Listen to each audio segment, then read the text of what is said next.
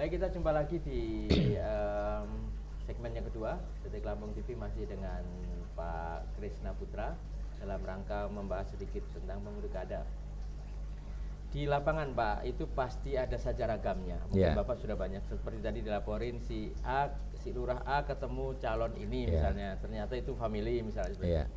Nah, apakah juga dengan 4.821 ASN ini kan beragam masih Pak.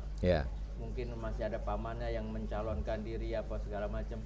Ini pasti ada salah satu atau dua yang kasus per kasus sudah sampai ke Bapak, bagaimana pencegahan ininya sudah dilakukan, tetapi toh masih ada aja satu dua yang mungkin dalam indikasi akan melanggar. Seperti apa Bapak membinanya seperti ini? Jadi itulah kita lakukan pembinaan terus menerus Saya HP saya hidup 24 jam, Facebook, semua media sosial kita itu hidup semuanya digerakkan semua, dan kita dapat laporan justru dari situ. Dari media sosial, dari SMS yang masuk itu dilaporkan semua. Jadi media sosial ini memang banyak membantu kita bukan hanya tentang pilkada saja, tetapi juga tentang pembangunan-pembangunan yang kita laksanakan di Metro ini. Ada apa masalah? Ada pohon roboh, ada mobil ketimpa ini, ada sampah nyangkut di sini misalnya, ada mayat ditemukan di sini. Itu cepat itu karena media sosial itu. Media sosial itu langsung masuk semuanya itu. Makanya itulah keuntungan kita media sosial. Tadi sama dengan yang beberapa yang dilaporkan ke kita gitu, ada lurah, ada camat, ada kawan-kawan kita aparatur sipil negara ini yang dilaporkan ke kita gitu. Bahkan ada juga yang dilaporkan ke saya itu video dengan video dengan tapi gelap karena mungkin nyorotnya dari jauh dan sebagainya gelap itu dilaporkan. Itulah kompetisi yang ada di Kota Metro itu.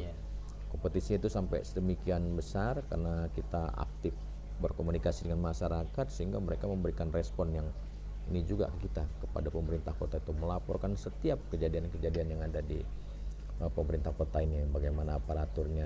Nah, selama ini saya berkoordinasi dengan Panwas yang ada di Kota Metro ini, Saudara Lili, tapi belum ada yang mengarah tertangkap ke situ. Setelah diselidiki, laporan-laporan itu masih sebatas normatif. Jadi belum ada pelanggaran-pelanggaran yang melibatkan PNS kita. Padahal banyak, ada yang saudaranya, saya dilaporkan ada beberapa saudaranya gitu. Ada fotonya gitu berkunjung ke rumah. Ya kalau yang nggak tahu itu kan apa seolah-olah dukung mendukung. Tetapi ya itu tadi yang saya katakan, kita nggak bisa merubah, nggak bisa menghalangi tali silaturahmi itu gitu. Masa kalau misalnya diundang terus ini, tapi pada beberapa kesempatan ada beberapa kesempatan senam dan sebagainya yang dihadiri oleh calon dan sebagainya gitu ya. Sepanjang memang kita diundang tidak menggunakan atribut kata saya berpesan kepada lurah, pada camat, sepanjang kita diundang kita tidak menggunakan atribut dan itu memang relevan dengan bidang tugas kita, silakan dihadiri, nggak apa-apa dihadiri.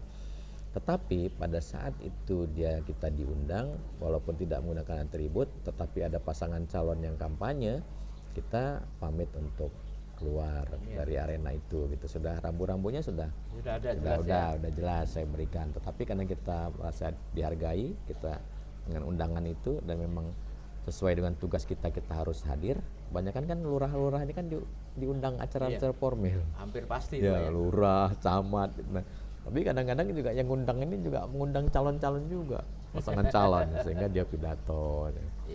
Itu sedapat mungkin dihindari atau disampaikan kepada tuan rumahnya, selama kita ada di lokasi ini, kalau ada pasangan calon nggak usah ada sambutan atau apa gitu, karena takut dampaknya dampaknya nanti luas gitu, karena masyarakat ini kan nggak tahu ininya apa, tapi seolah nanti kan kita dikatakan bahwa kita divonis bahwa kita sudah ikut merestui pertemuan itu, dan itu banyak laporannya itu. Tapi setelah saya itulah yang saya paling lama 10 hari ketemu dengan camat-camat ini, saya minta perkembangannya dan sebagainya, dan saya keliling ke beberapa kelurahan, kecamatan. Mana saya bilang dengan lurah, dengan camat itu di jadwal saya kapan saya main ke pos kamling, karena pos kamling ini saya diaktifkan lagi, harus diaktifkan kembali pos kamling ini. Karena apa? Saya berpesan dengan mereka, gejolak yang ada di satu wilayah, apakah itu yang ada di ya RT RW, itu akan mencuat menjadi masalah di tingkat kota, kemudian itu akan membawa nama jelek Provinsi Lampung. Karena apa? Perkembangan teknologi informasi kita ini sudah sangat tinggi. Ya.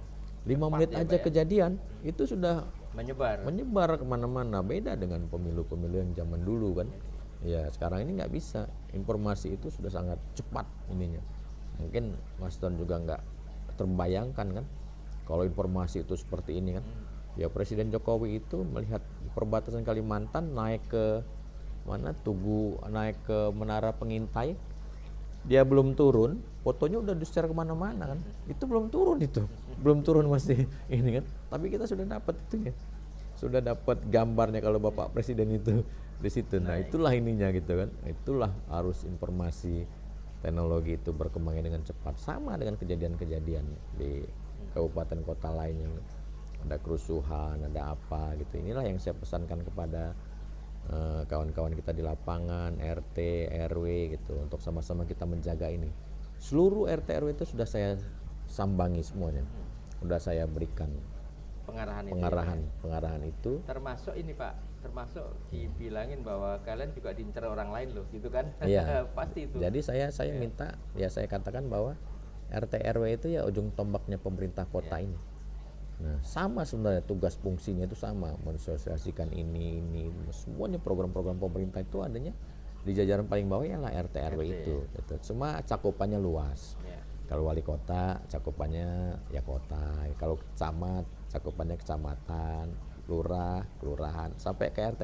Tapi dari atas itu sama, nggak boleh ada perbedaan. Perintahnya itu harus sama. Saya sudah sambangi semua, sudah saya kumpulkan semua.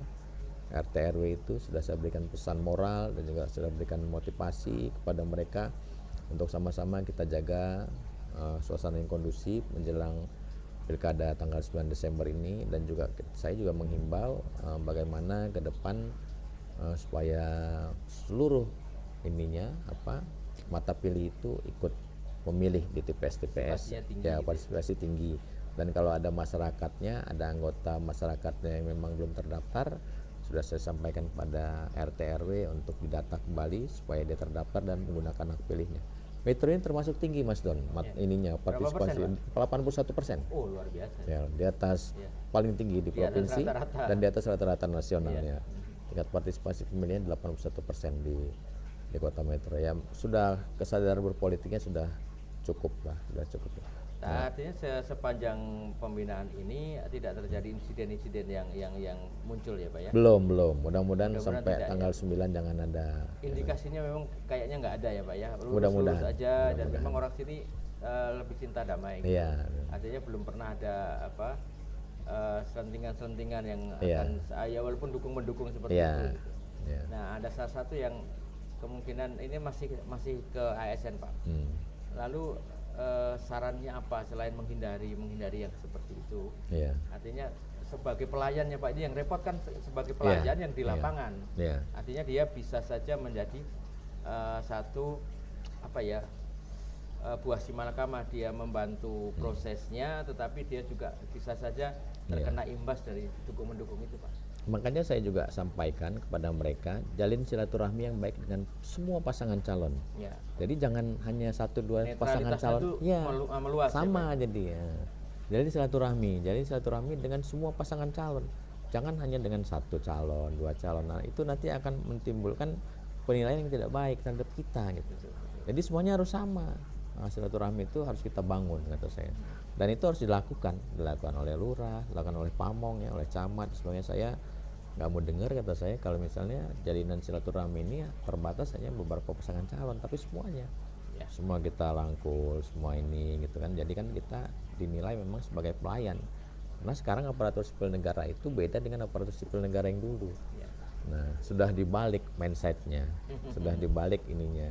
Yang sekarang ini aparatur sipil negara yang sekarang ini harus banyak melayani masyarakat, harus memberikan pelayanan prima dengan masyarakat. Jadi nggak seperti dulu, kalau dulu mungkin masih setengah-setengah, tapi kalau sekarang itu harus.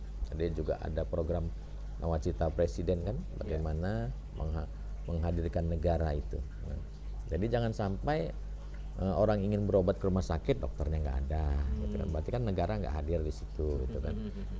Ada orang yang minta pelayanan KTP, kartu keluarga, lambat pelayanannya, gitu. Nah, itulah yang dimaksud nawacita presiden itu, salah satunya menghadirkan negara di tengah-tengah masyarakat itu. Kita harus memberikan pelayanan yang terbaik dengan masyarakat.